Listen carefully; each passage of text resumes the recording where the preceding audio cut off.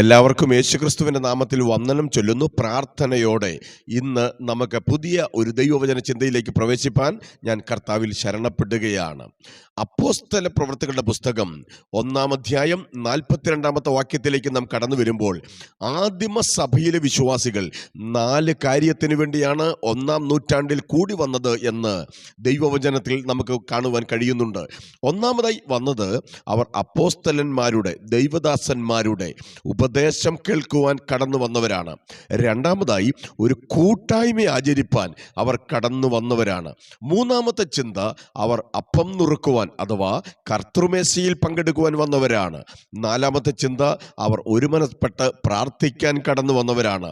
ഇന്നത്തെ പോലെ രഹസ്യമായി ഏതെങ്കിലും സ്ഥലത്ത് ചെന്ന് ഒതുക്കത്തിൽ സ്നാനപ്പെട്ട് ഒതുക്കത്തിൽ വന്ന് പ്രാർത്ഥിച്ചിട്ട് പോകുന്നവരെ പോലെ ആയിരുന്നില്ല 1-ാം നൂറ്റാണ്ടിലെ വിശ്വാസികൾ.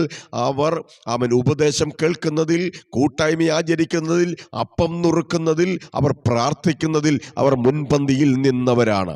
ചില ആളുകൾ പറയുന്നത് അപ്പോസ്തല പ്രവൃത്തികളുടെ പുസ്തകത്തെ പരിശുദ്ധാത്മാവിൻ്റെ പുസ്തകം എന്ന പേരിൽ അറിയപ്പെടണം എന്നാണ്. ചില ആളുകൾ പറയുന്നത് അത് പ്രാർത്ഥനയുടെ പുസ്തകമാണ്, അതുകൊണ്ട് പ്രാർത്ഥനയുടെ പുസ്തകം എന്ന് രേഖപ്പെടുത്തണമെന്നാണ്. എന്തു തന്നെയായിരുന്നാലും അപ്പോസ്തല പ്രവൃത്തികളിൽ ആദ്യോടന്തം നമുക്ക് കാണുവാൻ കഴിയുന്നത് ഒരു പ്രത്യേകത എന്തെന്ന് ചോദിച്ചു കഴിഞ്ഞാൽ, അവർ പ്രാർത്ഥിക്കുന്നവരായിരുന്നു. ഒരു ദയാഹർജി കൊടുക്കുവാനോ ആരുടെയെങ്കിലും കൈക്കൂലി കൊടുത്ത് വശത്താക്കുവാനോ അല്ല അവർ ശ്രമിച്ചത്, മറിച്ച് അവർ പ്രാർത്ഥിക്കുന്നവരായിരുന്നു എന്ന് ആദ്യോടന്തം 28 അധ്യായങ്ങളുള്ള ഈ പുസ്തകത്തിൽ രേഖപ്പെടുത്തി വെച്ചിരിക്കുകയാണ്. 1-ാം അധ്യായം 14-ാമത്തെ വാക്യം, 120 പേർ ഒരുമനപ്പെട്ട് പ്രാർത്ഥിക്കുകയാണ്. എന്തിനു വേണ്ടിയാണ് അവർ പ്രാർത്ഥിക്കുന്നത്? സ്വർഗത്തിലെ ദൈവം അവരോടൊരു വാഗ്ദത്തം പറഞ്ഞിട്ടുണ്ട്, പരിശുദ്ധാത്മാവിനെ ഞാൻ നിങ്ങളുടെ ഇടയിൽ അയക്കും, അതുകൊണ്ട് ആ വാഗ്ദത്തം പ്രാപിപ്പാൻ നിങ്ങൾ പ്രാർത്ഥനയോടെ കാത്തിരിക്കണം. എന്നെ കേൾക്കുന്ന പ്രിയപ്പെട്ടവരെ, നിങ്ങൾ രക്ഷിക്കപ്പെട്ടവരായിരിക്കാം, സ്നാനപ്പെട്ടവരായിരിക്കാം, എന്നാൽ പരിശുദ്ധാത്മാവിൻ്റെ ഏകവും പ്രത്യക്ഷവുമായ അടയാളമായ അന്യഭാഷ വരം നിങ്ങൾക്ക് ലഭിച്ചിട്ടില്ലെങ്കിൽ, അഥവാ അഭിഷേകം നിങ്ങൾക്ക് കിട്ടിയിട്ടില്ലെങ്കിൽ, നിങ്ങൾ കാത്തിരുന്ന് പ്രാർത്ഥിക്കൂ. സ്വർഗത്തിലെ ദൈവം നിങ്ങളെ നിറയ്ക്കുന്ന ദൈവമാണ്. രണ്ടാമത്തെ പ്രാർത്ഥന വിഷയം അപ്പോസ്തല പ്രവൃത്തി 1-ാം അധ്യായം 24-25 വാക്യത്തിലാണ് രേഖപ്പെടുത്തിയിരിക്കുന്നത്. അവർ കുറവ് നികത്തി പ്രാർത്ഥിക്കുകയാണ്. എന്താണ് കാരണം? അപ്പോസ്തലന്മാർ ഇപ്പോൾ 11 പേരേയുള്ളൂ. 12 പേർ ഒരുമിച്ചിരുന്നാണ് പ്രാർത്ഥിക്കുന്നത്. യൂദ പോയ ഒഴിവിലേക്ക് അവർ പ്രാർത്ഥിക്കുകയാണ്. എന്നെ കേൾക്കുന്ന പ്രിയപ്പെട്ടവരെ, ഈ ദിവസങ്ങളിൽ വാഗ്ദത്തം പ്രാപിച്ചെടുക്കണമോ? കർത്താവ് നിങ്ങളോട് പറഞ്ഞ പ്രാർത്ഥനയുടെ മറുപടി നിങ്ങൾക്ക് പ്രാപിച്ചെടുക്കണമോ? എന്ത് ചെയ്യണമെന്നറിയാമോ? ഒഴിവ് നികത്തി, കുറവ് നികത്തി, ദൈവസന്നിധി കുറവ് പരിഹരിച്ച് പ്രാർത്ഥിക്കാൻ തയ്യാറാകൂ. കർത്താവ് നിങ്ങളുടെ പ്രാർത്ഥന കേൾക്കുന്ന ദൈവമാണ്.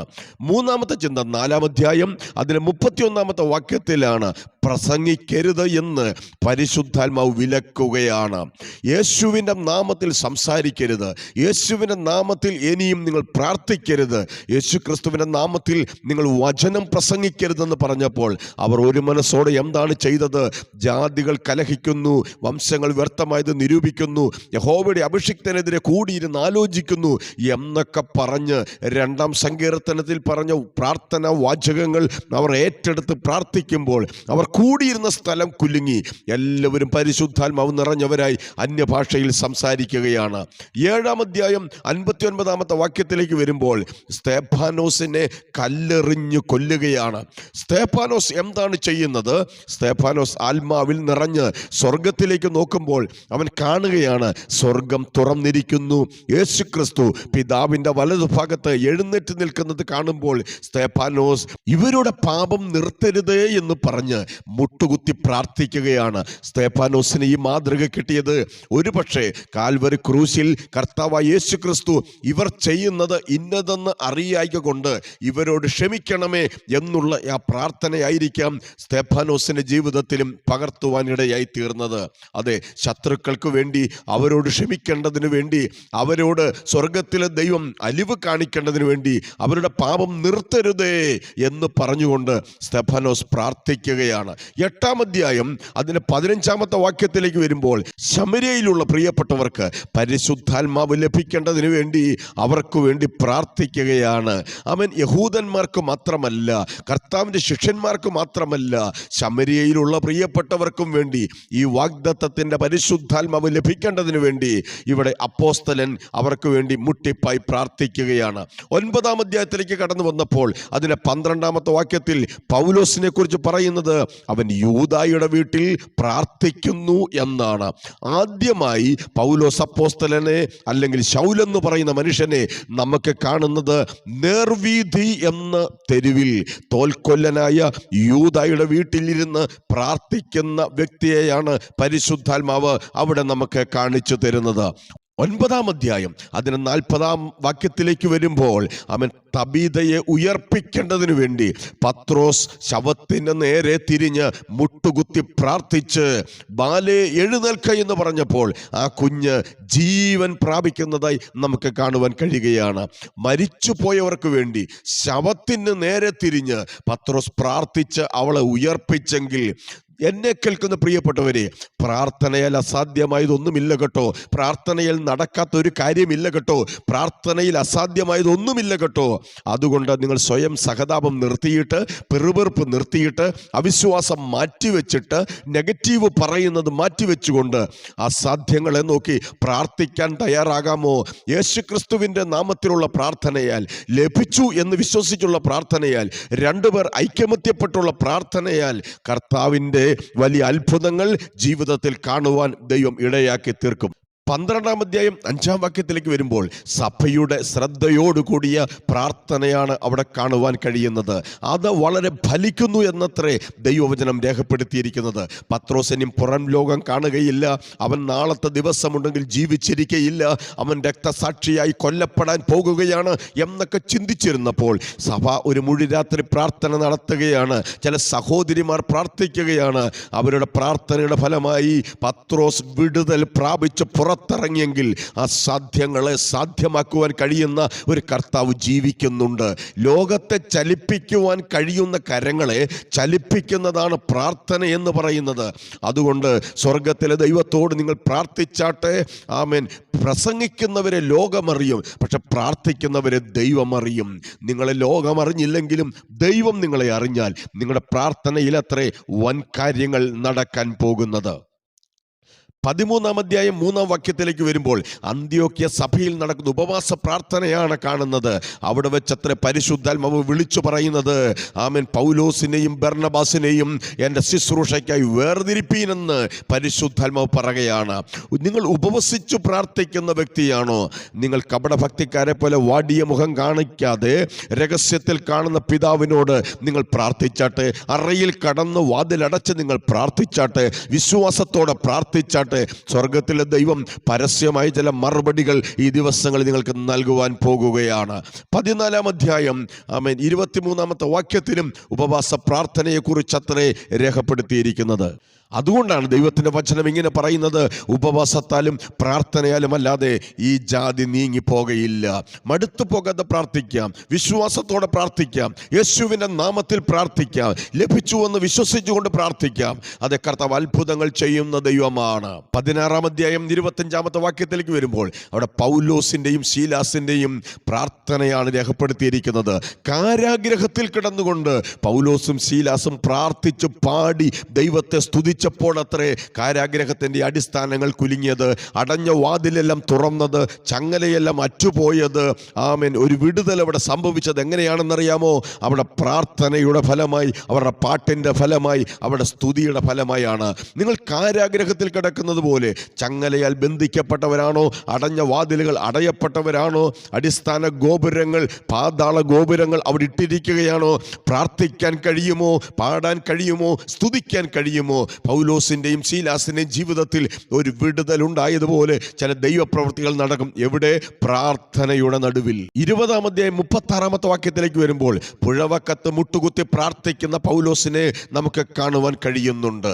21-ാം അധ്യായം 6-ാമത്തെ വാക്യത്തിലേക്ക് വരുമ്പോൾ കടൽക്കരയിൽ പഞ്ചസാര മണലിൻ്റെ അകത്ത് മുട്ടുകുത്തി പ്രാർത്ഥിക്കുന്ന പൗലോസിനെ അത്രയും നമുക്ക് കാണുവാൻ കഴിയുന്നത്. 22-ാം അധ്യായം അതിന്റെ 17-ാമത്തെ വാക്യത്തിൽ ദേവാലയത്തിൽ പോയി തനിയെ ഇരുന്ന് പ്രാർത്ഥിക്കുന്ന പൗലോസിനെ അത്രേ കാണുവാൻ കഴിയുന്നത്. ആമേൻ. 28-ാം അധ്യായം 8-ാമത്തെ വാക്യത്തിൽ പുബ്ലിയോസിലെ ദ്വീപ് പ്രമാണിയുടെ രോഗം മാറാൻ പ്രാർത്ഥിക്കുന്ന പൗലോസിനെ അത്രേ നമുക്ക് കാണുവാൻ കഴിയുന്നത്. 28 അധ്യായങ്ങളുള്ള അപ്പോസ്തല പ്രവൃത്തികളിൽ 1-ാം അധ്യായം മുതൽ അവൻ അനേക പ്രാർത്ഥനകൾ കൊണ്ട് നിറഞ്ഞിരിക്കുകയാണ്. അതുകൊണ്ടത്രേ 1-ാം നൂറ്റാണ്ടിൽ ആദിമസഭയിൽ അത്ഭുതങ്ങളും അടയാളങ്ങളും നടന്നത്. അതുകൊണ്ട് കാരാഗ്രഹത്തിൻ്റെ അടിസ്ഥാനങ്ങൾ കുലുങ്ങിയത്, അതിൻ്റെ ജയിലറയുടെ വാതിലുകൾ തുറന്നത്, ചങ്ങലകൾ പൊട്ടി വീണത് എപ്പോഴാണെന്നറിയാമോ? പ്രാർത്ഥനയുടെ നടുവിലാണ്. എത്ര നിങ്ങൾ പ്രാർത്ഥിക്കുന്നുവോ അത്രയും നിങ്ങൾക്ക് ശക്തിയുണ്ട്. പിതാവിനോടുള്ള സംഭാഷണമാണ് പ്രാർത്ഥന. ദൈവത്തിന് മുമ്പിൽ മുട്ടുകുത്തുന്നവൻ ലോകത്തിന് മുമ്പിൽ മുട്ടുകുത്തുവാൻ ദൈവം സമ്മതിക്കയില്ല. ദൈവത്തിന് മുമ്പിൽ കരയുന്നവൻ ലോകത്തിന് മുമ്പിൽ കരയുവാൻ, ദൈവത്തിന് മുമ്പിൽ കൈമലർത്തുന്നവൻ ലോകത്തിന് മുമ്പിൽ കൈമലർത്തുവാൻ സ്വർഗത്തിലെ ദൈവം അനുവദിക്കുന്നേയില്ല. അതുകൊണ്ട് അപ്പോസ്തല പ്രവൃത്തിയുടെ പുസ്തകം നമ്മെ പഠിപ്പിക്കുന്ന ഒരു പാഠമെന്ന് പറയുന്നത്, ഒന്നിനും മറ്റുള്ളവരെ ആശ്രയിക്കരുത്. മനുഷ്യനിൽ ആശ്രയിക്കുന്നതിനേക്കാൾ, പ്രഭുക്കന്മാരിൽ ആശ്രയിക്കുന്നതിനേക്കാൾ ദൈവത്തിൽ ആശ്രയിക്കുന്നത് നല്ലതാകുന്നു. ചിലർ രഥങ്ങളിലും ചിലർ കുതിരകളിലും ആശ്രയിക്കുമ്പോൾ നമുക്ക് ഏത് കാര്യത്തിലും ദൈവത്തിൽ ആശ്രയിക്കാം, പ്രാർത്ഥിക്കാം, വിടുതലേറ്റെടുക്കാം. ആ പുസ്തകത്തിലല്ലേ അത്ഭുതങ്ങളും അടയാളങ്ങളാലും വിവിധ വീര്യപ്രവൃത്തികളാലും ദൈവവചനം ഉറപ്പിക്കപ്പെട്ടത്. പ്രാർത്ഥിച്ചവർ നടന്നു പോയപ്പോഴല്ലേ ഭൂലോകത്തെ കീഴ്മേൽ മറിക്കുന്നവർ ഇവിടെയും എത്തിയോ എന്ന് പറഞ്ഞത്. പ്രാർത്ഥിക്കുന്നവർ പോയപ്പോഴല്ലേ നിഴല് തട്ടി രോഗികൾ സൗഖ്യമായത്. റുമാലും ഉത്തരിയവും ഇട്ടപ്പോൾ രോഗികൾ സൗഖ്യമായത്. അതുകൊണ്ട് എന്നെ കേൾക്കുന്ന പ്രിയപ്പെട്ടവരെ, അത്ഭുതം നടക്കും, അടയാളം നടക്കും, വീര്യപ്രവൃത്തികൾ നടക്കും, വലിയ അസാധാരണമായ ദൈവിക വിടുതലുകൾ നടക്കും. എപ്പോൾ?